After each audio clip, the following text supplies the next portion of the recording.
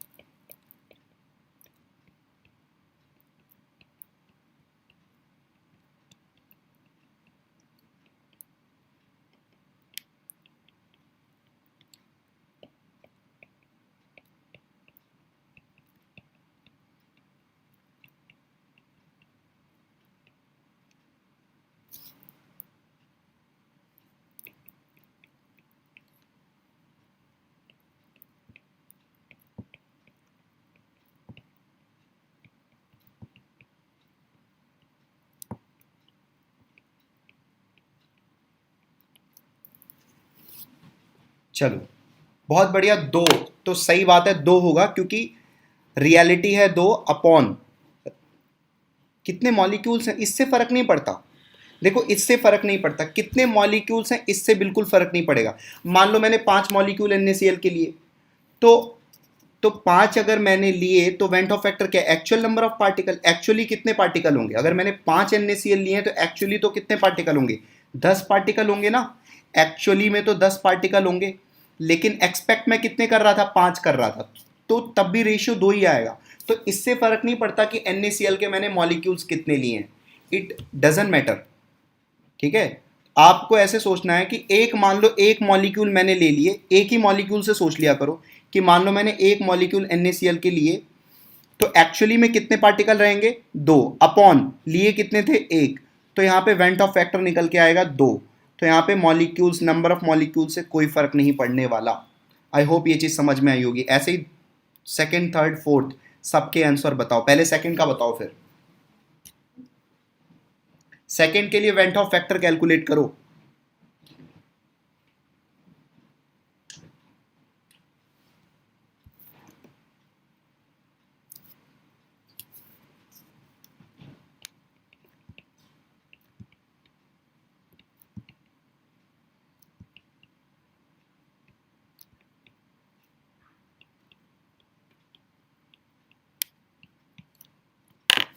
मुझे सेकंड के लिए कैलकुलेट करके बताओ।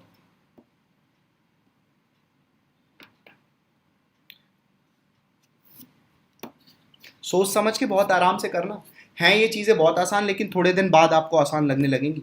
अभी आप पहली बार पढ़ रहे हो ना, तो आराम आराम से करना है आपको ये चीज़। So question number 2 is calculate van't Hoff factor for MgCl2।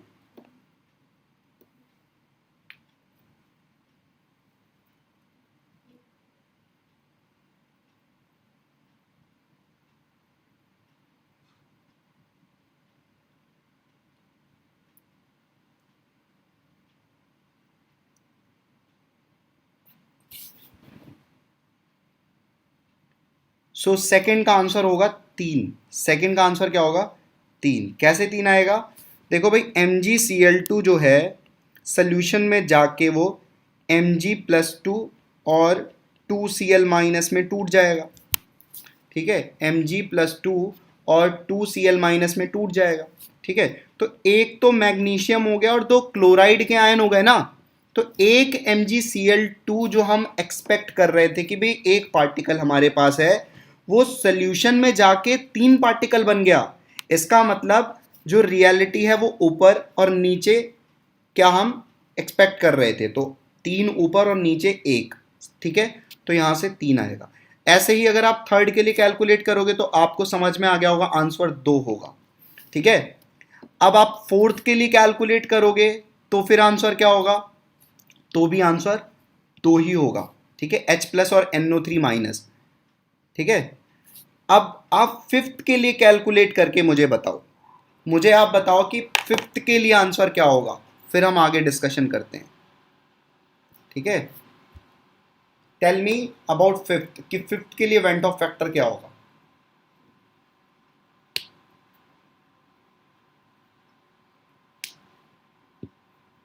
सबके लिए है ना, मैंने आंसर लिख दिए हैं। थर्ड फोर्थ के लिए भी 2 होगा, सेकंड के लिए 3 होगा, आपको फिफ्थ के लिए कैलकुलेट करना है। You have to calculate for fifth what will the van't Hoff factor for CH3COOH acetic acid के लिए वेंट ऑफ फैक्टर की वैल्यू निकालनी है।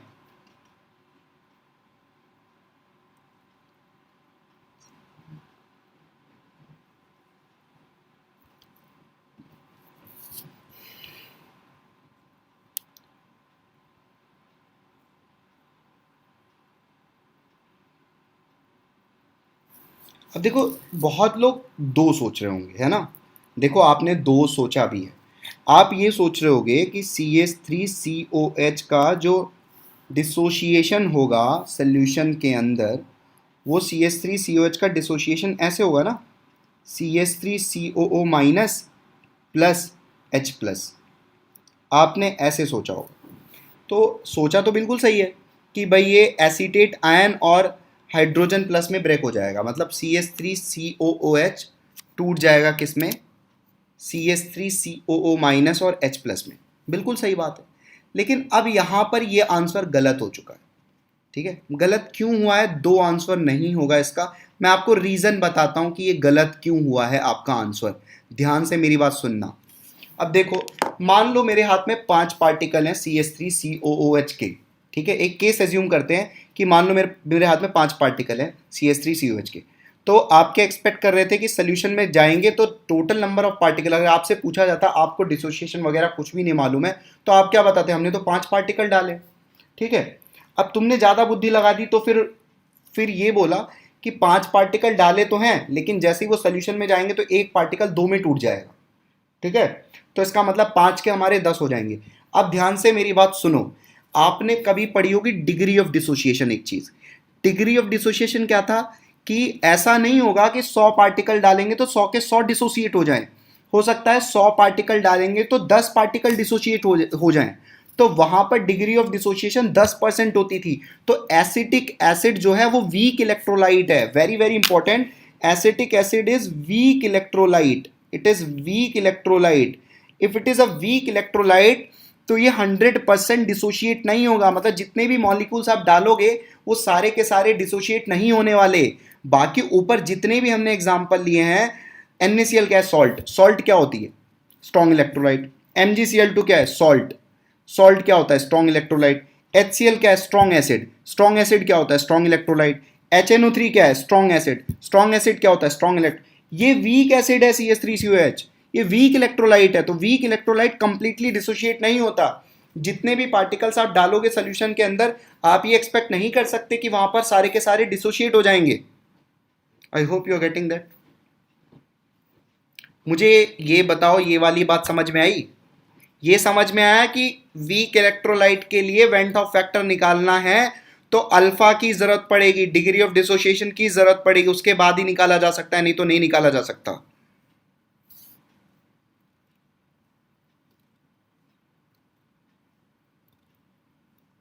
मुझे ये बात बताओ, क्या ये समझ में आया तुम्हें? फिर आगे प्रोसीड करें।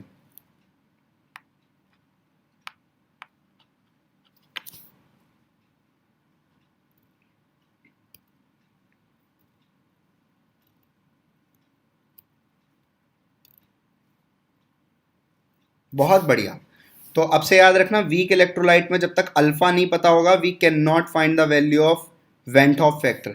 अच्छा, वेंट ऑफ फैक्टर को ना आई से रिप्रेजेंट करते हैं, तो अब से मैं बार बार वेंट ऑफ फैक्टर ना बोल के मैं बोल दूंगा आई, ठीक है। तो वेंट ऑफ फैक्टर को हम आई से रिप्रेजेंट करेंगे, ओके। ये बात सबको समझ में आई है ना? ये बहुत बढ़िया, अगर सबको समझ में आई तो आई से रिप्रेजेंट करेंगे आगे से।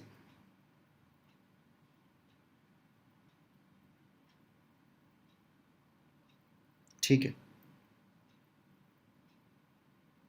Okay, very good. तो अगर अब मुझे बताओ, एक चीज ध्यान से सुनो। अब मैं तुमसे एक सेकंड क्वेश्चन पूछता हूं। मान लो CH3COH का डिग्री ऑफ डिसोसिएशन, मान लो CH3COH का डिग्री ऑफ डिसोसिएशन 50% है। मैं ये वापस से तुम्हें एक क्वेश्चन दे रहा हूं कि मान लो एसिटिक एसिड का डिग्री ऑफ डिसोसिएशन 50% है। अब बताओ वेंट ऑफ फैक्टर आई की वैल्यू क्या होगी। अब तुमको बताना आई क्या होगा। Now calculate the value of I. Degree of dissociation for acetic acid is 50%. We are assuming that. Now calculate the value of Van 't Hoff factor. अब सोचो, अब जरा सोचो क्या आएगा आंसर।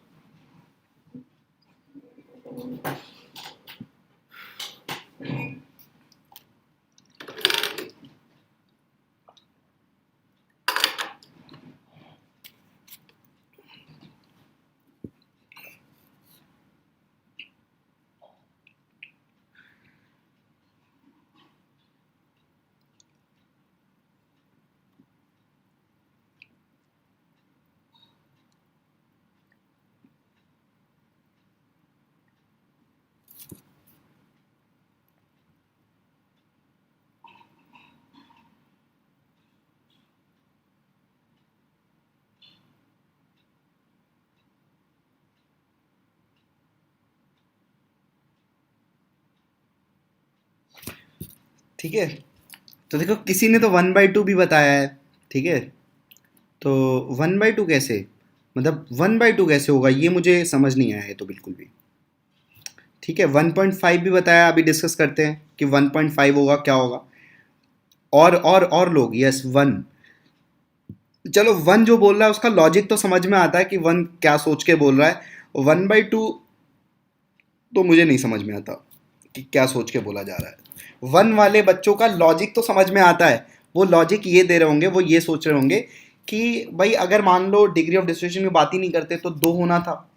ठीक है, तो 2 होना था, है ना। डिग्री ऑफ डिसोसिएशन की बात ही नहीं करते तो 2 होना था। अब जब डिग्री ऑफ डिसोसिएशन की बात करेंगे तो इसका मतलब उसका आधा होगा, 1 होगा। तो ये लॉजिक गलत है। मैं उन्होंने सोचा कि भाई 10 पार्ट, अब ऐसे सोचो, ऐसे मैं जैसे बता रहा हूँ वैसे सोचो कि मान लो तुम्हारे पास ना 10 पार्टिकल है, तो 10 में से 50% टूट जाएंगे। ध्यान से सुनना, 10 में से 50% टूट जाएंगे, तो 5 टूट गए ना, तो वो 5 टूट के 10 बन गए। ओके, 10 बन गए और 5 तो टूटे ही नहीं है, तो टोटल पार्टिकल्स कितने हुए, 15। टोटल वास्तव में एक्चुअल नंबर ऑफ पार्टिकल्स कितने हुए, 15, है ना। और लिए कितने थे पार्टिकल, 10। तो 15/10 कितना होगा, 1.5। तो कुछ बच्चों ने आंसर दिया 1.5। बहुत बढ़िया। ठीक है भाई, 1.5 सही उत्तर होगा। जिन बच्चों ने 1.5 आंसर दिया है, बहुत बढ़िया सोचा उन्होंने। So answer is 1.5। कुछ तो टूटे ही नहीं होंगे, वो तो ऐसे ही पड़े रहेंगे ना। ऐसे सोचो, 10 पार्टिकल लोगे तो 5 टूट जाएंगे और 5 टूट के 10 बन जाएंगे, और 5 तो अभी बचे ही हैं जो टूटे नहीं है, तो टोटल तो 15 है। और लिए कितने थे, 10, तो 15/10 1.5। मुझे बताओ ये समझ में आया क्या।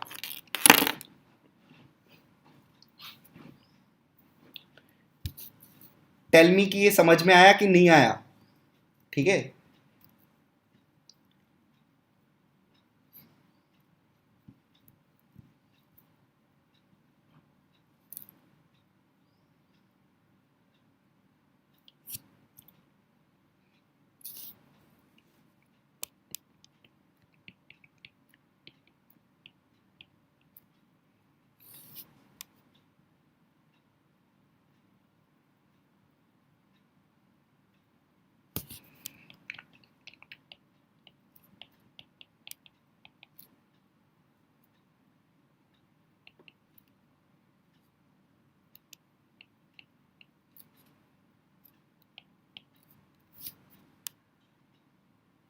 ओके, चलो।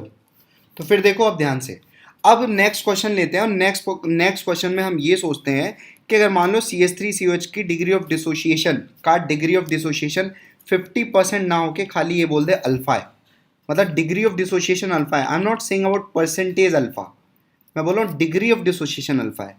इसका मतलब है एक पार्टिकल लोगे तो अल्फा टूट जाएंगे।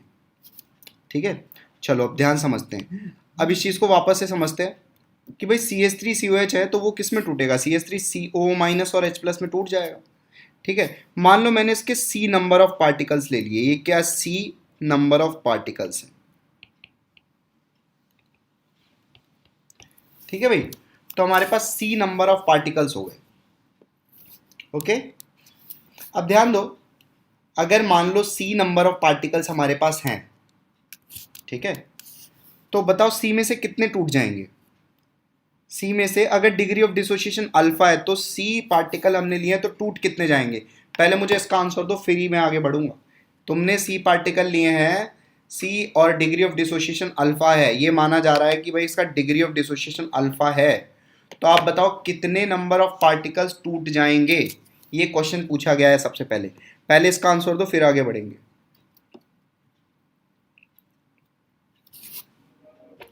सी पार्टिकल्स लिए गए हैं CH3COH के, एसिटिक एसिड के, कितने टूट जाएंगे ये बताना है तुमको।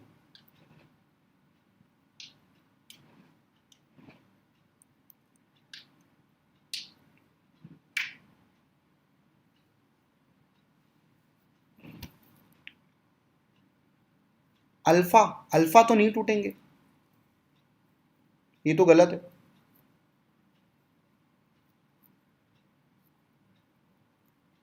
सी माइनस सी अल्फा, बहुत बढ़िया, सी अल्फा टूट जाएंगे ना। केमिकल इक्विलिब्रियम रिवाइज करो, chemical equilibrium, C alpha two, एक के लिए अल्फा तो सी के लिए सी अल्फा, समझे? तो सी में से भाई सी अल्फा तो चले गए, ठीक है, सी में से सी अल्फा तो चले गए, ठीक। अब देखो एक CH3COH एक CH3CO माइनस बनाएगा, मानते हो ना? एक CH3COH से एक CH3CO माइनस निकलेगा, तो भाई जब सी अल्फा टूट गए हैं तो कितने CH3CO माइनस निकलेंगे? सी अल्फा निकलेंगे, समझे क्या? और H प्लस भी कितने होंगे? सी अल्फा होंगे, ये मानते हो?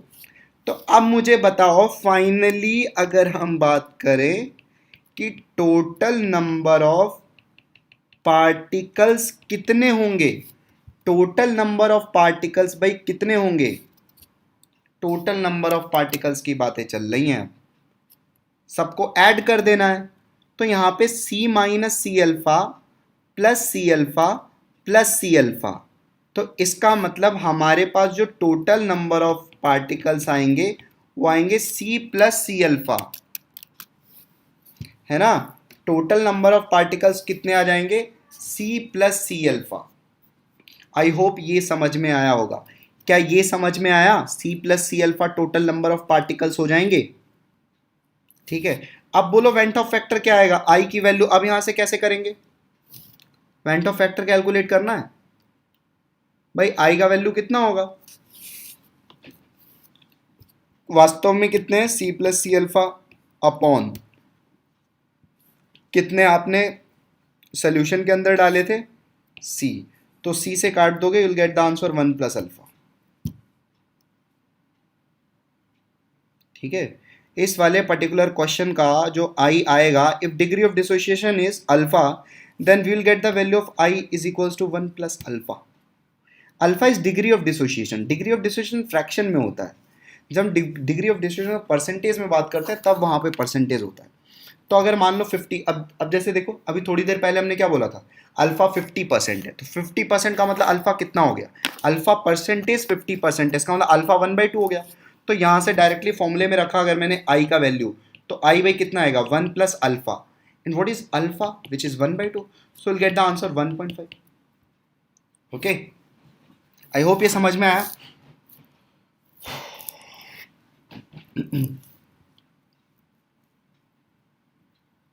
समझ में आ गया सारा? समझ में आ गया तो मुझे बताओ, फिर आगे बढ़ें।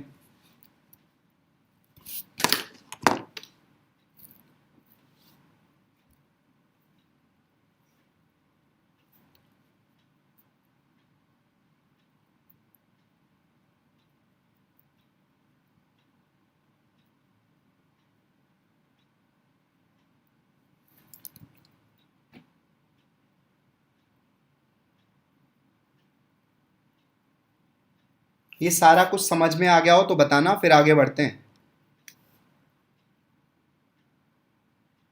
बहुत बढ़िया, तो लिख लिया तुमने इसे? सब सब कुछ लिख लिया ना जितना अभी तक बोला है? नोट करते जा रहे हो ना? नहीं नोट किया हो तो बताना,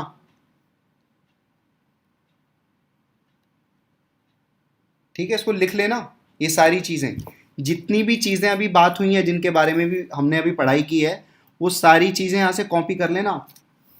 लिख के हो गया हो तो बता देना।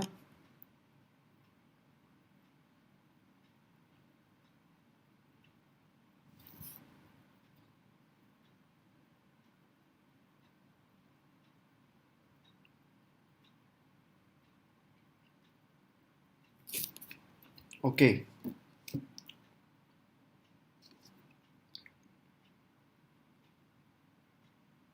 तो चलो लिख के हो गया तुम्हारा, तुम बता रहे हो। तो अब मान लो कोई हम जनरल केस ले लेते हैं। जनरल केस मतलब कि मान लो, सुनो ध्यान से समझना, अब जो बोल रहा हूँ वापस से, एक जनरल केस एज्यूम कर लेते हैं।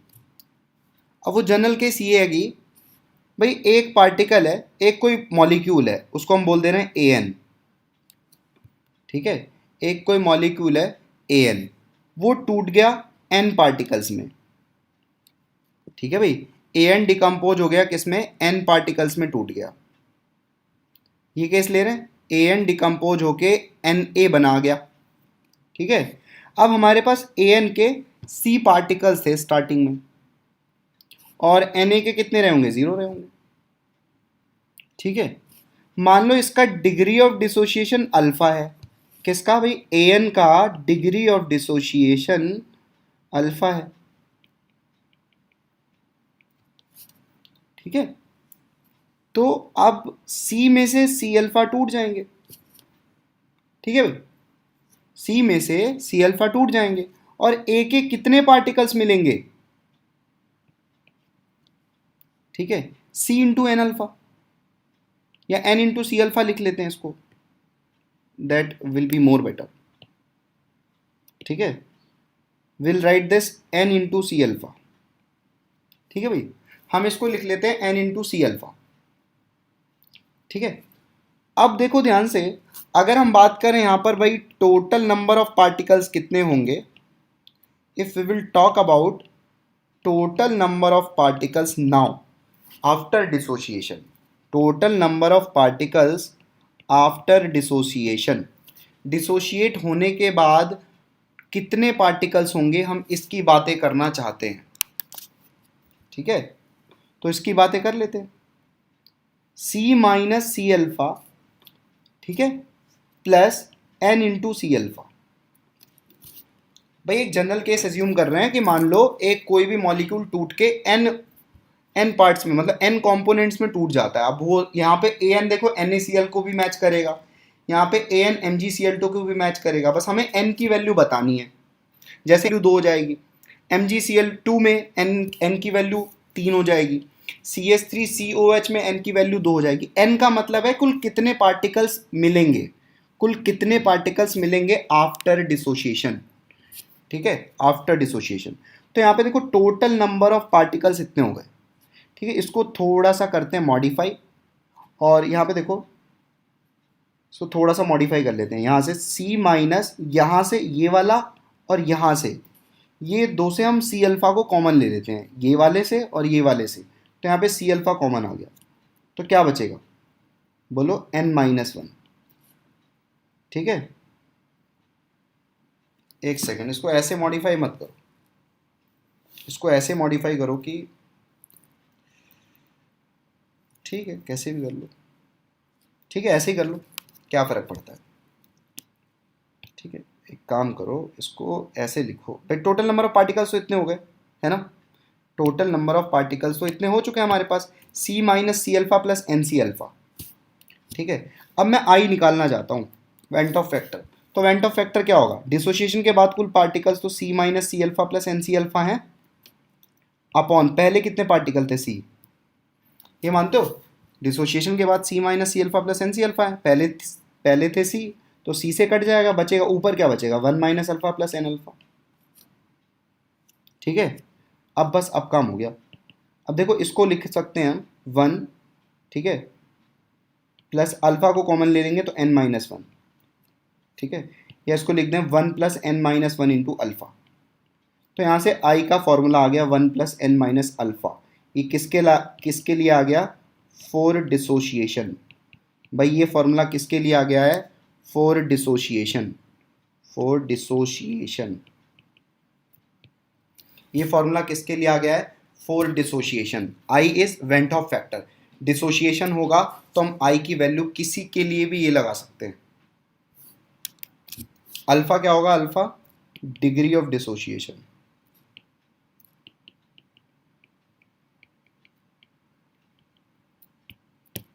Alpha is degree of dissociation.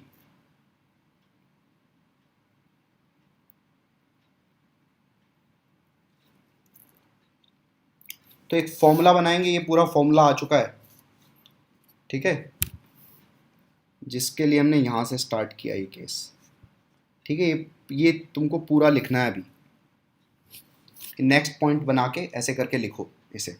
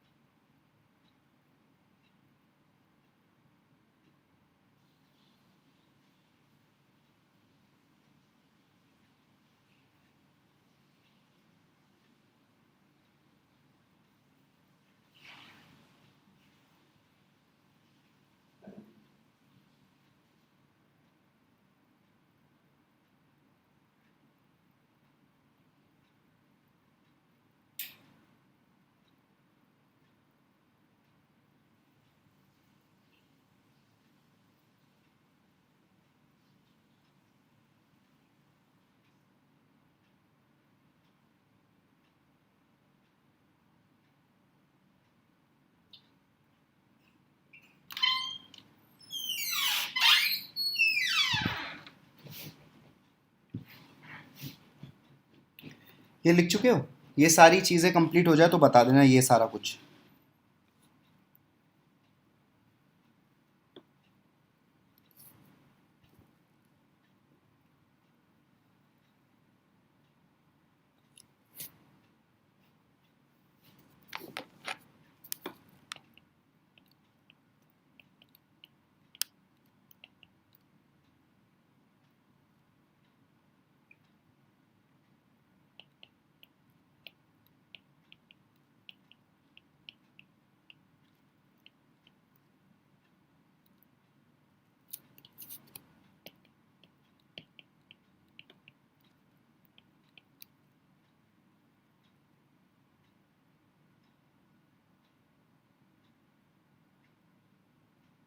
Okay,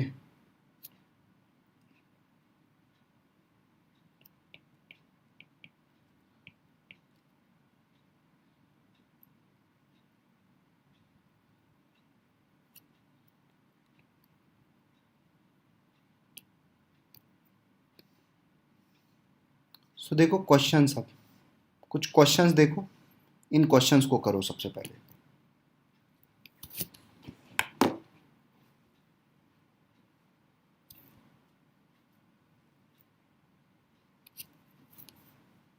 now solve these questions.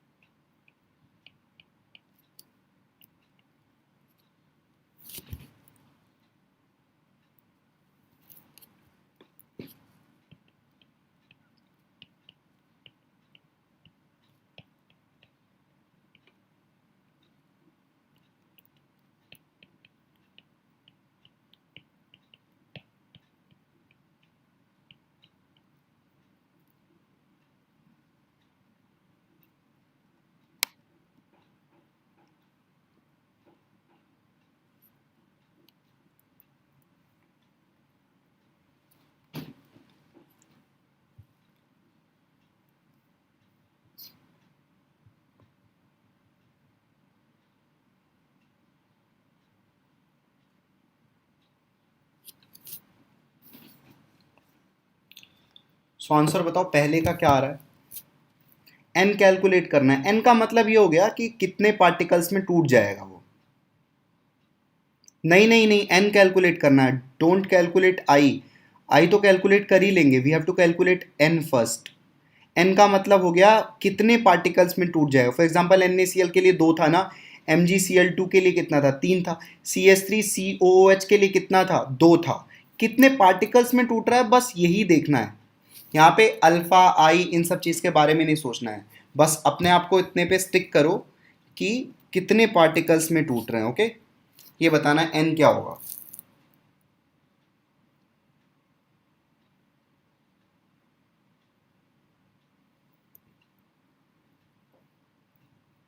Only calculate N.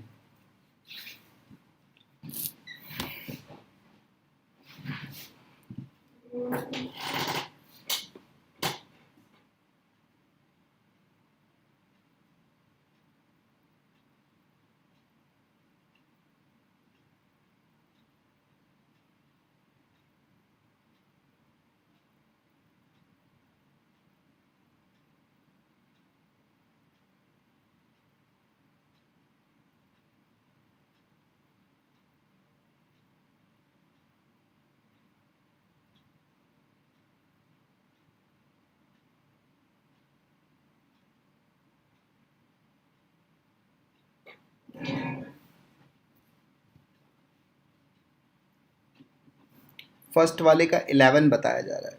अच्छा, और कोई?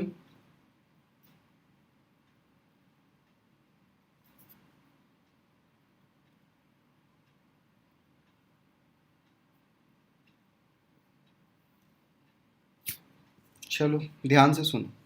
देखो जहाँ पे भी ये डब्बा देखना है ऐसे करके, ठीक है, जहाँ पे भी अपने सामने ये वाला डब्बा देखोगे ना, ये वाला डब्बा, ये जो डब्बा दिख रहा है तुमको, ये डब्बा दिखेगा ना, तो वो कोऑर्डिनेट कंपाउंड है, कॉम्प्लेक्स है वो।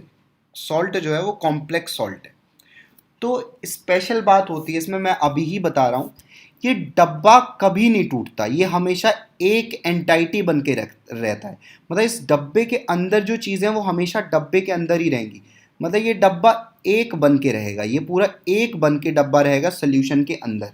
ये चीज़ हमेशा याद रखनी है। यहाँ पे 4 पोटेशियम आयन 4K प्लस में टूट जाएंगे और ये डब्बा अकेला पड़ा रहेगा। तो यहाँ पे टोटल जो number of particles after dissociation होंगे दैट विल बी 5। ये याद रखना, जब भी डब्बा वाला क्वेश्चन आएगा तो डब्बे के अंदर वाली चीज़ नहीं टूटेगी। It will not be 11, answer would not be 11, यहाँ पे आंसर होगा 5। इस चीज़ को याद रखना, इसीलिए मैंने क्वेश्चन दे दिया है, मान लो कभी आता है तो याद रखना डब्बे के अंदर वाली चीज़ नहीं टूटती। डब्बा कभी नहीं टूटता, वो अपनी आइडेंटिटी को मेंटेन रखता है, ठीक है, वो जो है वही रहेगा, बाकी सब अपनी आइडेंटिटी को तोड़ देते हैं। So answer should be 5।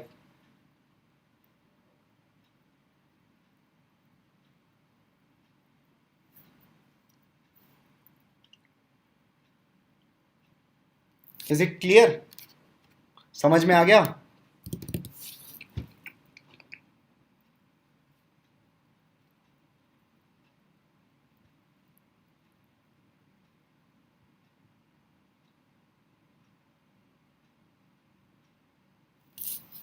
ये सबको समझ में आया? वैसे समझना क्या, याद करना है, ये जो डब्बा है कभी टूटेगा ही नहीं, तो डब्बा एक अकेला पड़ा रहेगा, बाकी जो भी बाहर होगा ना, डब्बे के बाहर वाली चीज़ें टूट जाएंगी एज यूजुअल, जैसे टूटती हैं, जैसे आप सोच रहे थे अभी तक वैसे ही होगा, लेकिन डब्बे के अंदर कुछ नहीं फर्क पड़ेगा, याद रखेंगे, ठीक है। चलिए बहुत बढ़िया, पहला वाला पार्ट आपने कर लिया। सेकंड पार्ट, अब तो डब्बा है ही नहीं कहीं पर, अगले चारों पार्ट में डब्बा नहीं है, तो फिर कुछ सोचना ही नहीं है, फिर तो ऐसे करो।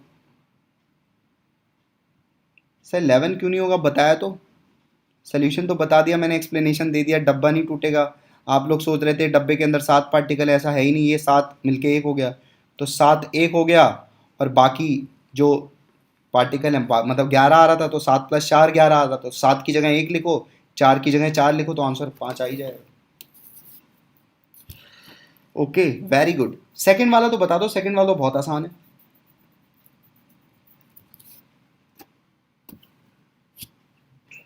बहुत बढ़िया, सेकंड वाले में 3 होगा, ठीक है, सही बात है। Answer will be 3 for question number 2, मतलब पार्ट नंबर 2। आंसर 3 होगा सेकंड वाले का, ये सबका आ चुका होगा। ठीक है, थर्ड वाले का आंसर बताओ, थर्ड वाले का। तीसरे वाले का आंसर बताना है, कितने पार्टिकल्स में टूटेगा ग्लूकोज।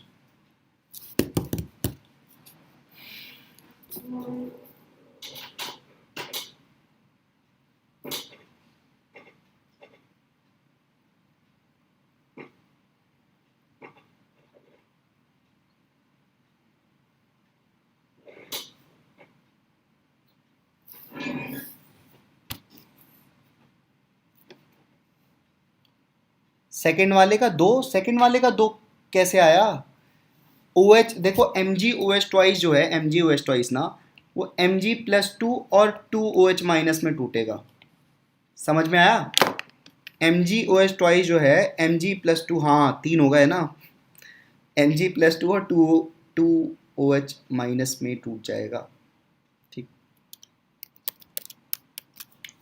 ग्लूकोज तीसरे वाले का आंसर बताओ। ठीक है, सेकंड वाले का एक्सप्लेनेशन ऑलरेडी दे दिया है कि M G O H twice जो है 2 पार्टिकल में टूटेगा, 1 will be M G plus 2 and 2 जो पार्टिकल होंगे वो 2 होंगे हाइड्रोक्साइड 2 ओ एच माइनस। शायद दिख रहा होगा तुमको सामने अपने। तो सेकंड वाला 3 पार्टिकल में टूट जाएगा। आई थिंक ये समझ में आ गया होगा। ठीक है, थर्ड वाला बताओ मुझे, तीसरे वाले का आंसर दो, तो तीसरे वाले का आंसर।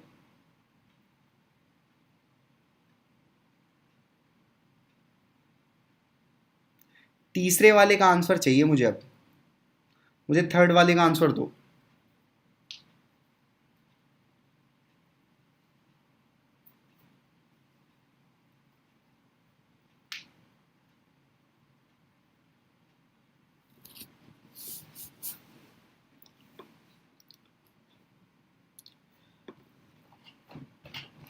कुछ नहीं समझ में आ रहा तीसरे वाले में, मतलब ये तो बोल दो कि नहीं आ रहा, ये होगा, ऐसे चुप्पी मार के बैठे हो।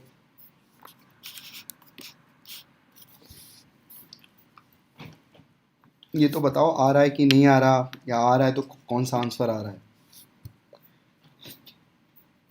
तो आगे बढ़े, कुछ तो सोच रहे होगे।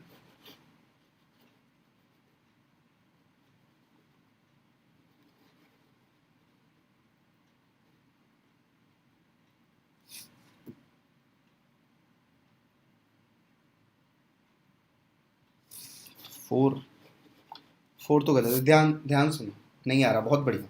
ठीक है, सुनो, एक चीज याद रखना, ये ग्लूकोज, ग्लूकोज जो है वो कभी टूटता नहीं है। ठीक है, very important. Glucose, urea, sucrose, जितने ऑर्गेनिक कंपाउंड, ऑर्गेनिक को आपने टूटते हुए देखा है क्या? आयंस में टूटते हुए देखा है? कोई ऑर्गेनिक कंपाउंड टूटता है क्या? नहीं टूटता, मैं बता रहा हूँ।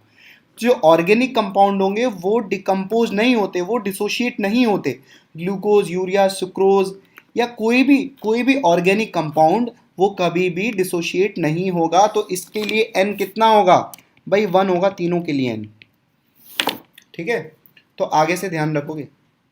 ऑर्गेनिक कंपाउंड्स यहाँ पे नोट करके लिखना है, नोट करके लिखना है। Organic compounds will not dissociate, will not dissociate, very important.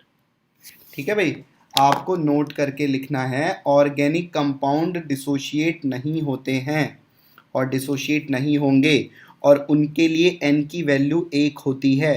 ठीक है, उनके लिए n कितना होगा? 1 होगा। ठीक है, ये भी लिख लेंगे, अपने आप लिख लेना, उनके लिए n 1 होता है ऐसे करके, या कैसे भी। ठीक है, अंग्रेजी में है ना, कैसे भी लिख लेना।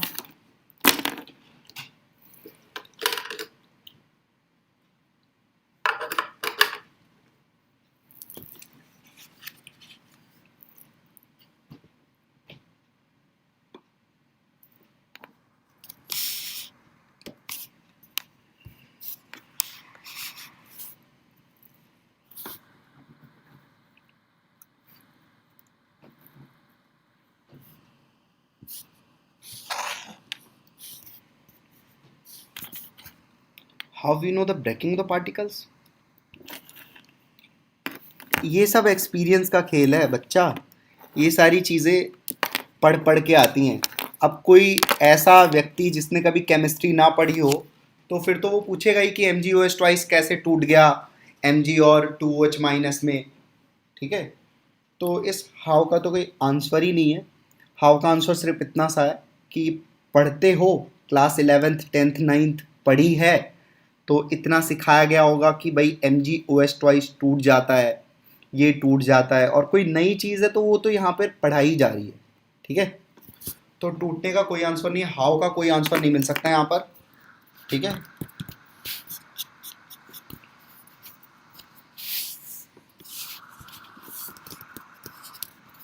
मतलब ये इसकी प्रॉपर्टी है भाई, ये कंपाउंड की प्रॉपर्टी, NaCl की प्रॉपर्टी है कि वो Na प्लस और Cl माइनस में टूट जाता है। ये चीज़ हम ऑब्जर्व करते हैं, ठीक है।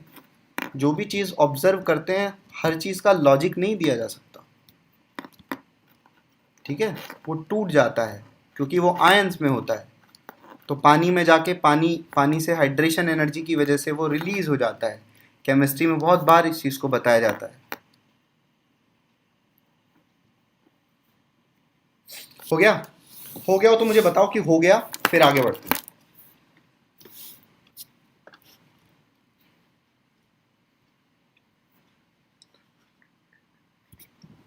आई थिंक इसका आंसर मिल गया होगा कि कैसे ब्रेकिंग हो रही है यहाँ पे पार्टिकल्स की, ठीक है। भाई पढ़ना पड़ेगा, ये पढ़ते रहना पड़ेगा कंसिस्टेंटली, मेहनत करते रहना पड़ेगा तो आपको चीज़ें समझ में आने लगेंगी।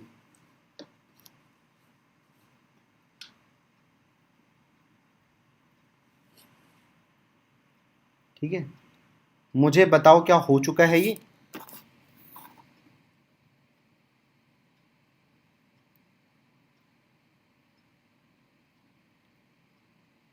हो गया, चलो अब हो गया तो बहुत बढ़िया काम किया तुमने। अब सबके लिए तुम ये निकाल लो।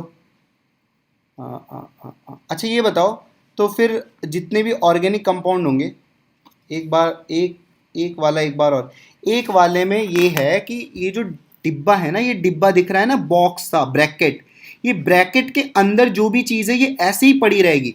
जब ये सॉल्यूशन में जाएगा ना, ये देखो सुनो, ये जब सॉल्यूशन में जाएगा तो ऐसे ऐसे डिकम्पोज होता है ये,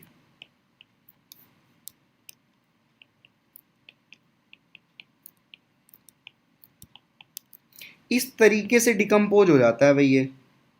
तो बताओ, अब तुम मुझे बताओ ये कितने पार्टिकल्स हैं। अब मुझे तुम ये बताओ यहाँ पे कितने पार्टिकल्स हैं।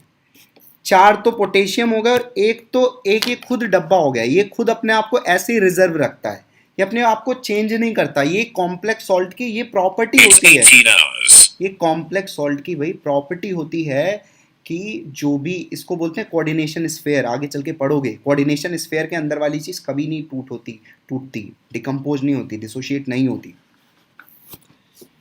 आई थिंक समझ में आ गया होगा अभी। ये याद रखना है भाई, ये चीज़ें याद रखनी,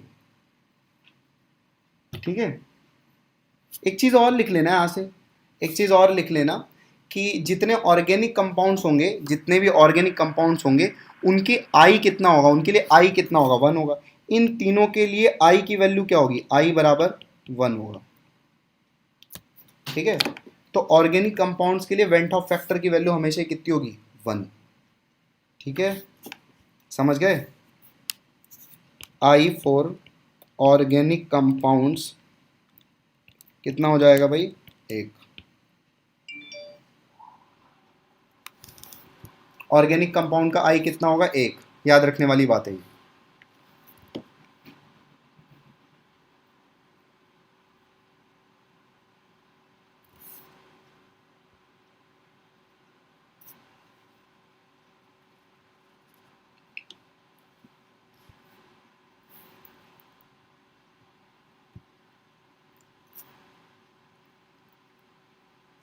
ठीक है,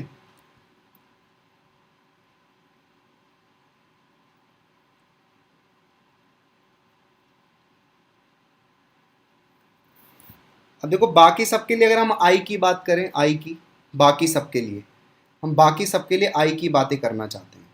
जैसे हम K4FeCN6 के लिए आई की बात करना चाहते हैं, तो K4FeCN6 के लिए भाई आई की वैल्यू जो होगी, देखो क्या होगी, 1 प्लस, ठीक है, फॉर्मूला लगा रहे हैं हम, 1 प्लस एन की वैल्यू कितनी है, 5, n माइनस 1 इंटू जो भी अल्फ़ा होगा इसका, ठीक है। बेसिकली ये सॉल्ट है, तो सॉल्ट है तो अल्फा हो सकता है इसका 100% हो, बट यहाँ पे हम अल्फा के टर्म में लिख रहे हैं आई की वैल्यू। तो आई बराबर क्या हो गया 1 + 5 - 1 into alpha, that means 1 + 4 alpha. I क्या हो गया 1 + 4 अल्फा, किसके लिए K4FeCN6 के लिए, पहले वाले एग्जाम्पल की बात कर रहे हैं यहाँ पे। K4FeCN6 के लिए आई की वैल्यू अगर लिखोगे तो कितनी आएगी 1 + 4 अल्फा। ये ठीक है, बात समझे। अगर MgOH ट्वाइस, अब ये देखो ये MgOH ट्वाइस है ना, अगर MgOH ट्वाइस के लिए हमें आई लिखना पड़ेगा तो MgOH ट्वाइस के लिए आई की वैल्यू कितनी आने वाली है, I is equals to 1 plus n बोले तो 3 minus 1 into alpha, so we'll get the value 1 plus 2 alpha। तो MgOH ट्वाइस के लिए, MgOH ट्वाइस के लिए I की वैल्यू होगी 1 plus 2 अल्फा।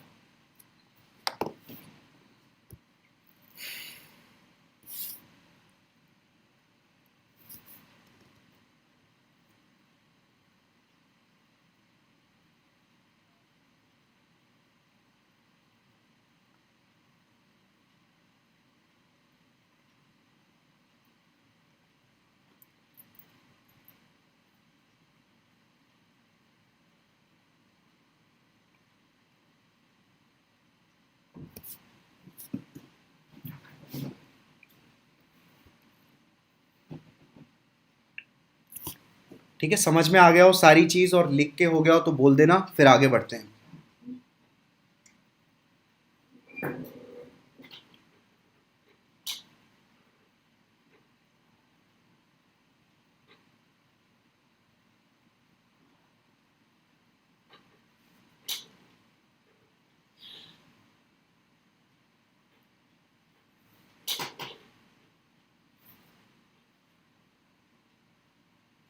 समझ में आ गया हो तो बता देना, और लिख लिख के कंप्लीट हो गया हो तो बोलना।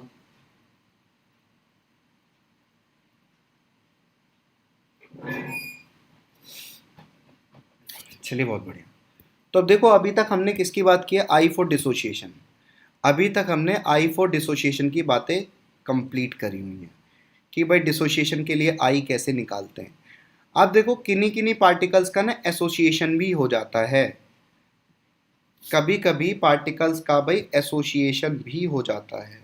ठीक है, तो अब की हम बात करेंगे आई फॉर एसोसिएशन।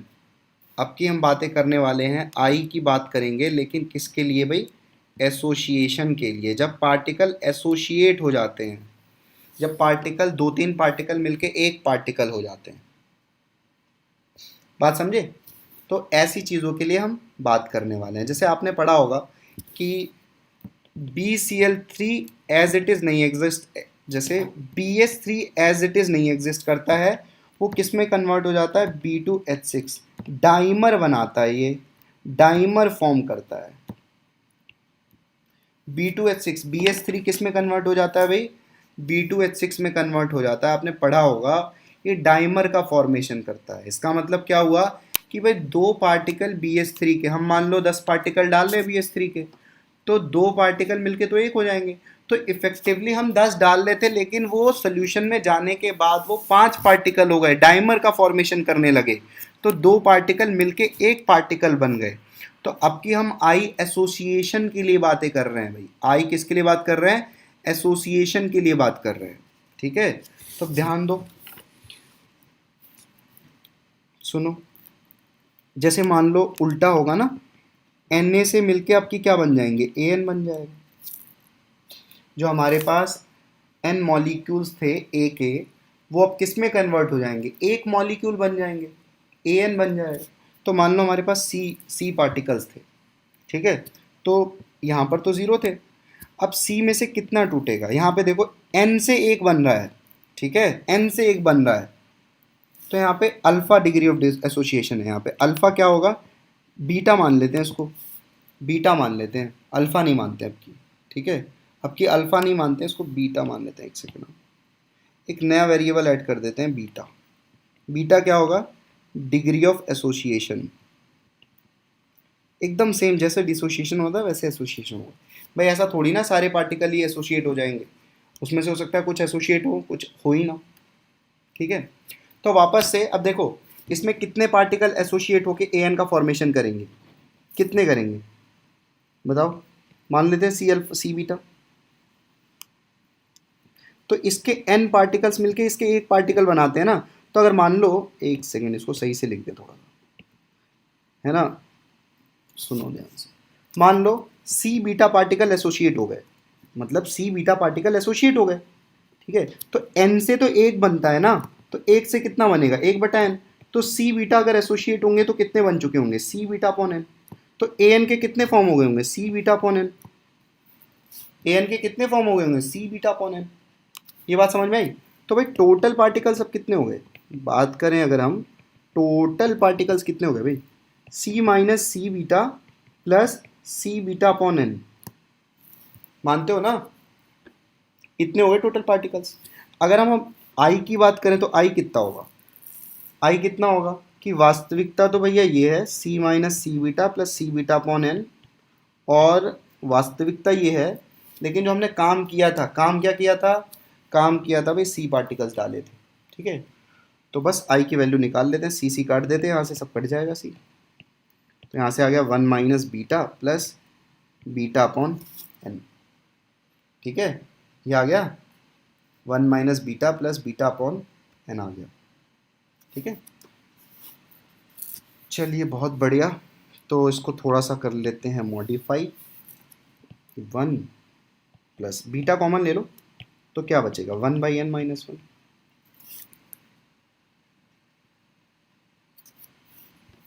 ठीक है भाई, तो ये आई की वैल्यू हो गई किसके लिए, डिसोशिएशन के लिए।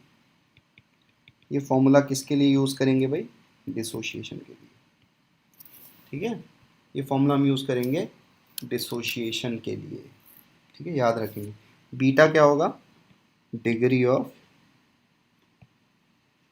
सॉरी ये डिसोशिएशन नहीं है, क्या बोल रहा हूँ, एसोसिएशन है, ठीक है। डिसोशिएशन नहीं है, ये एसोसिएशन है। तो बीटा होगा डिग्री ऑफ एसोसिएशन, ठीक है। Beta is degree of association, not dissociation, I am wrong.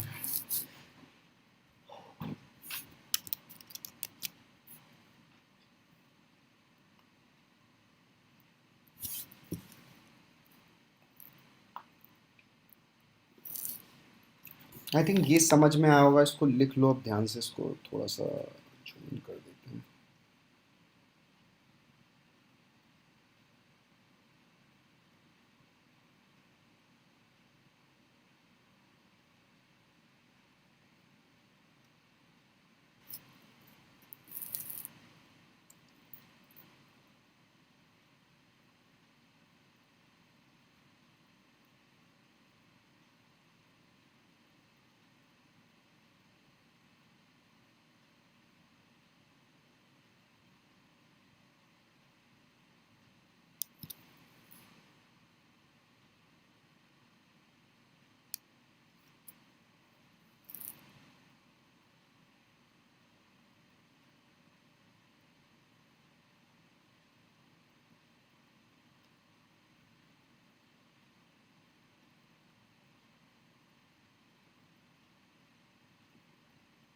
Complete हो जाए तो बता देना, ये लिख के।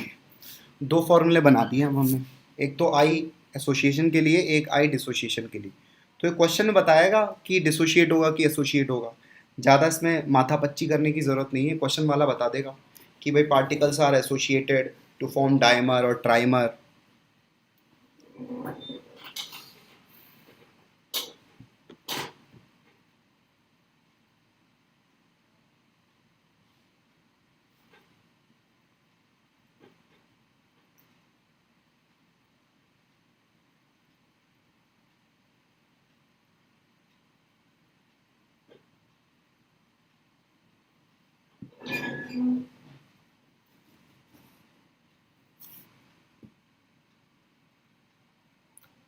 How C beta, C beta बराबर सी बीटा अपॉन एन, बराबर नहीं है भाई। ये बोला जा रहा है कि एन से एन मिलके एक पार्टिकल बना रहे हैं भाई, समझो इस चीज़ को। It is not C beta बराबर सी बीटा अपॉन एन। ये बोला जा रहा है भाई एन पार्टिकल्स मिलके एक पार्टिकल्स का फॉर्मेशन कर रहे हैं। तो एक पार्टिकल से कितने पार्टिकल बनेंगे, एक बटा एन। तो सी बीटा पार्टिकल से कितने बनेंगे, सी बीटा अपॉन एन। ये बोला जा रहा है यहाँ पे, ठीक है, I am not saying C beta बराबर C beta upon N, that okay. So I think ये हो चुका होगा। अब देखो यहाँ पे n की वैल्यू क्या है, जैसे मान लो डाइमर बन रहा है, ठीक है, मान लो डाइमर बन रहा है, क्वेश्चन में बोलेगा ये डाइमर बन रहा है ट्राइमर बन रहा है, तो डाइमर बनेगा तो n बराबर 2 हो जाएगा, और अगर ट्राइमर बनेगा, क्वेश्चन बोल रहा है ट्राइमर बन रहा है, तो n बराबर 3 हो जाएगा, तो वहाँ पे वैसी वैल्यू रख देना। बीटा दिया होगा क्वेश्चन में, ठीक है, बीटा दिया होगा क्वेश्चन में,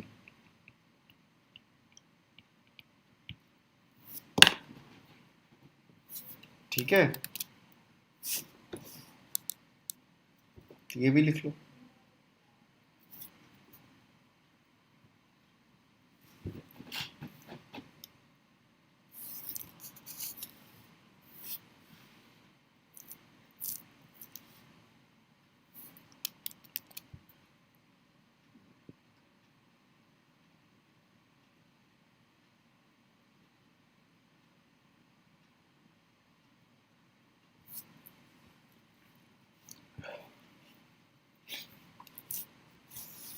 ये नेटवर्क सही चल रहा है तुम्हारे यहाँ पे, मतलब बढ़िया से आ रहा है, कभी ब्लर नहीं होता है, मतलब ऐसी चीज़ नहीं होती कि दिख ही ना रहा हो कुछ, ऐसा होता है कि नहीं होता, कि सब बढ़िया से चलता है, मतलब स्मूथली चलता है सब, कोई दिक्कत नहीं होती।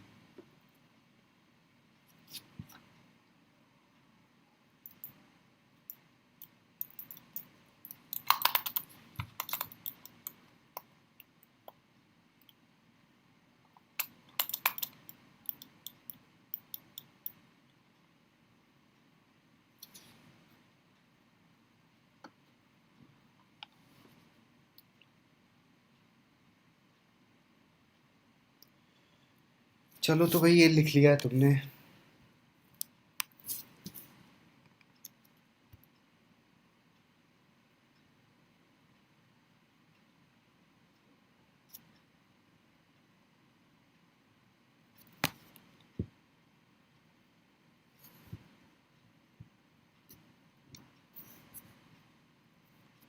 ओके, तो इतना हमने कंप्लीट कर लिया है, तो अब देखो काफ़ी क्वेश्चंस देखे हमने, काफ़ी चीज़ें देखी हैं, बहुत बढ़िया। अगर नहीं होता तो ठीक है, अच्छी बात है, फिर तो मतलब इसमें कोई कमी हो रही हो मेथड में, जो मेथड मैं फॉलो कर रहा हूँ पढ़ाने के लिए, तो भी बताना, मतलब अगर कहीं पे तुम्हें कोई दिक्कत लग रही है कि हाँ इस चीज़ को सही किया जा सकता है, तो बिल्कुल आप सजेशन दे सकते हो। फिर आप मुझे बताओ कि कोई कहीं पे प्रॉब्लम आ रही हो, या कोई ऐसी चीज़ जो मुझे फॉलो करनी चाहिए, करनी चाहिए, तो बताओ, कि सब बढ़िया है, मतलब बढ़िया समझ में आ रहा है, कोई कहीं पे दिक्कत नहीं है। अभी तुम्ही से तो पूछूंगा मैं, सजेशन तुम्ही से तो मांगूंगा।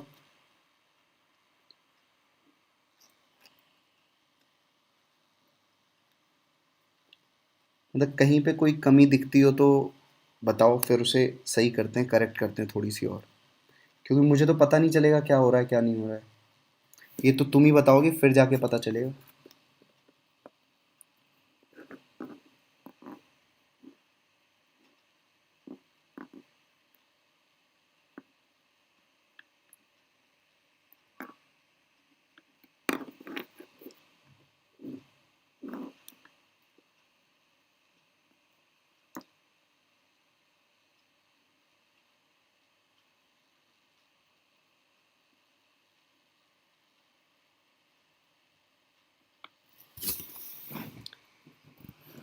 अगर कोई सजेशन देना चाहते हो तो सजेशन के लिए बोल रहा हूँ मैं, कि सजेशन दे सकते हो मुझे, जो तुम्हारे दिमाग में आ रही हो कोई चीज़, कि मुझे ऐसे करना चाहिए।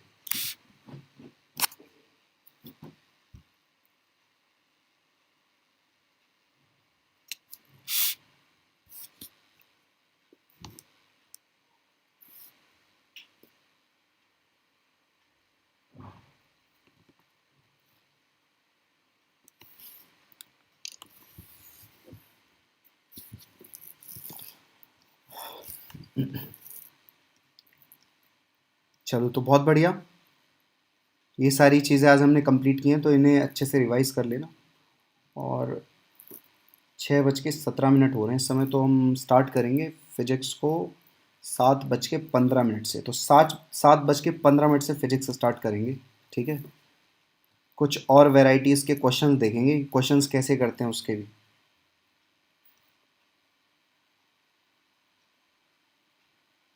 हाँ, चैप्टर 1 सॉलिड स्टेट हटा दिया गया है सिलेबस से, वो सिलेबस में नहीं है।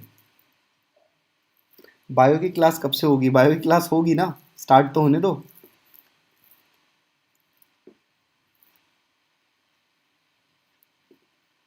केमिस्ट्री क्लास 12 बजे से? 12 बजे से बहुत नहीं, 12 बजे से रहने दो। 12 PM? अच्छा बताओ मुझे, 12 तो 12 ही होता है ना, ठीक है। रात में 12 बजे की बात तो हम कर ही नहीं पाएंगे, ठीक। तो रात में 12 बजे तो पॉसिबल ही नहीं है, तो दिन में भी 12 बजे पॉसिबल नहीं है, क्योंकि यही टाइम सही है। 4 बजे या 3 बजे कर सकते हैं, 3 बजे। 3 बजे किया जा सकता है ये टाइम।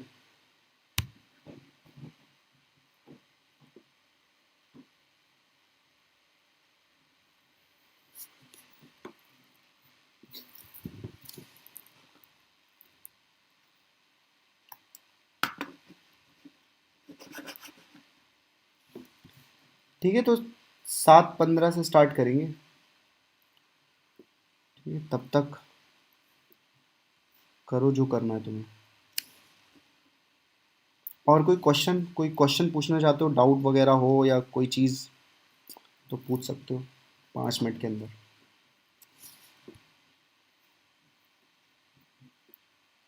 बायो में क्लास 11th रिवाइज करो अभी। अभी क्लास 11 भी अच्छे से हुआ नहीं होगा पूरा।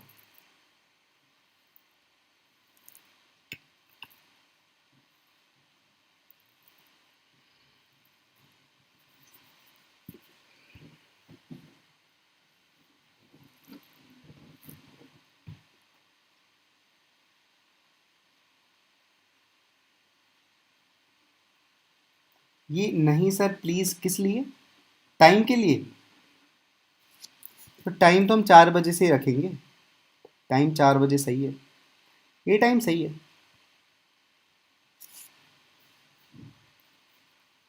ठीक है। दिन भर पढ़ाई करो, दिन भर चीज़ों को रिवाइज करो। शाम को 4 बजे से 8-9 बजे तक के लेक्चर्स में सारी चीज़ें ख़त्म हो जाएंगी। काफ़ी सारी चीज़ें डिस्कस कर लेंगे हम।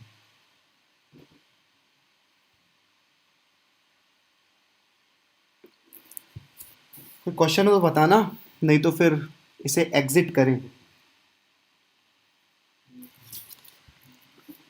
एग्जिट कर दे इस स्ट्रीम को। लास्ट बार पूछ रहा हूँ, ये एग्जिट कर दिया जाए स्ट्रीम को, कोई क्वेश्चन नहीं है ना?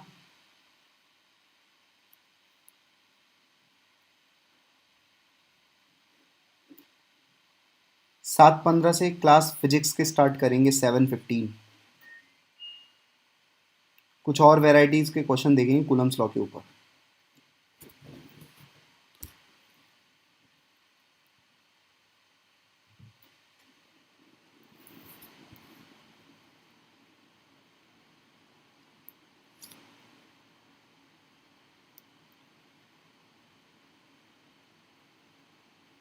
ओके।